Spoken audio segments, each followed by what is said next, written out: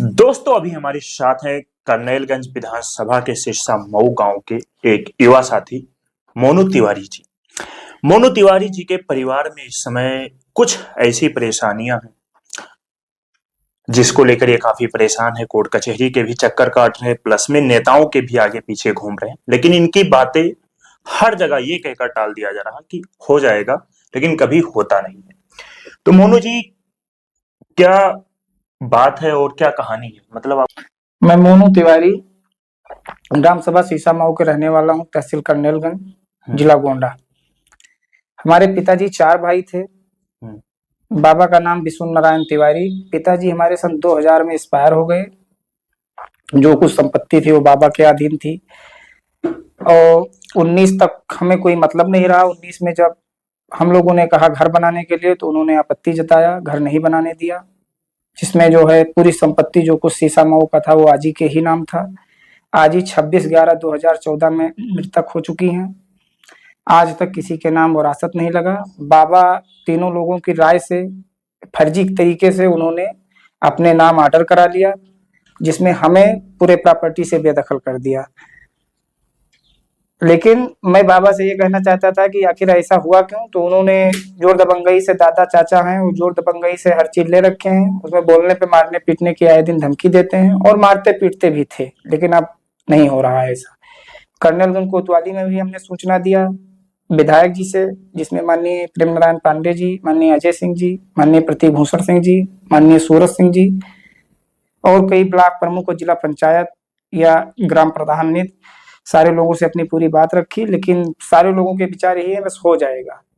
होता इसलिए नहीं है कि उनके घर में 26 ऊंट है, हमारे यहाँ जो है 6 ऊंट है, यही कह के टाल दिया जाता है। आज तक जो है हमें 1 बीघा खेत भी बोने के लिए नहीं दिया जा रहा है। सब जोर दबंगई से कब्जा कर रखे हैं, और ताकि कुछ भी उनके नाम नहीं है। हमारे बाबा के नाम सीसा मऊ की कोई भी संपत्ति नहीं है, हमारी आजी के नाम है। आजी के न रहने की वजह से ये दिन देखना पड़ रहा है। आपके पापा जी कितने भाई? पापा हमारे 4 भाई थे। और अभी जो आपके जमीन है, आपके जो बाबा जी की जमीन थी, वो आपके पिताजी के नाम नहीं है? आजी के नाम थी, पिताजी के नाम वो नहीं करा रहे हैं। हाँ। जिसमें हमने वरासत दायर किया है धारा 35 तहसीलदार कोर्ट से। आज तक 7 साल हो गया, कोई न्याय नहीं मिला है। आए दिन जो है यही होता है, हो जाएगा हो जाएगा। एक वरासत के लिए दर दर ठोकरे खाना पड़ रहा है। ये तो जिस समय आपके तीनों पापा के भाइयों ने अपने नाम करवाया उस जमीन को आपके बाबा जी की, आपको नहीं पता था कि ये सारी घटनाएं नहीं, हमको नहीं पता था। जो है बाबा के सब अधीन था। हम लोग बहुत छोटे थे। अब सोचिए, जब 2000 सन में पिताजी एक्सपायर हुए तो हम लोग बहुत छोटे थे। सारी जो कुछ संपत्ति थी वो सब उन्हीं के अधीन थी, हम लोग भी उन्हीं के अधीन थे। लेकिन उन्होंने ऐसा चाल चला कि जो है अब हमको कुछ भी देने के लिए तैयार नहीं है। तो आपके पिताजी की मृत्यु होती है, उसके बाद आपके परिवार के जो बाकी 3 लोग थे, आपके पापा जी के 3 भाई लोग थे, वो सारी जमीनें अपने नाम करवा लेते हैं जी, उसका फायदा उठाकर जी। और आज आप कोर्ट में जाते हो तो आपकी वहां भी सुनवाई नहीं हो रही, और जो महोदय लोग हैं, विधायक लोग, वो भी आपको आपकी जो है बातों को टाल रहे हैं। जी, कोर्ट में यही है, तारीख पर तारीख, आज नहीं कल, कल नहीं परसों, यही होता है। 7 साल से ही झेल रहे हैं। और जितनी भी जमीन है वो घर बना रहे हैं, जो रोड किनारे जमीन है वो सब बना रहे हैं घर। हमको किसी भी कीमत पर देने के लिए तैयार नहीं है। इसलिए हमें जो है दौड़ के शासन प्रशासन से गुहार लगाना पड़ रहा है कि जो हमारा हक है वो हमें दिया जाए। आपको हक दिया जाए। तो आपने अपने उन 3 जो आपके पापा के भाई, उनसे कभी आपने बात किया कि जो हमारी जमीन है हमें दे दीजिए? हमने उनसे कई बार कहा, लेकिन उनके जो 2-3 लड़के हैं और वो हैं, तो वो थोड़ा दबंगई सिस्टम से बात करते हैं। बेशक डरने की बात नहीं है, लेकिन बस परिवार का मामला है, इसलिए हम लोग भी उलझना नहीं चाहते हैं कि आपस में बैठ जाए तो ज्यादा अच्छा है, शासन प्रशासन बैठा दे तो ज्यादा अच्छा है।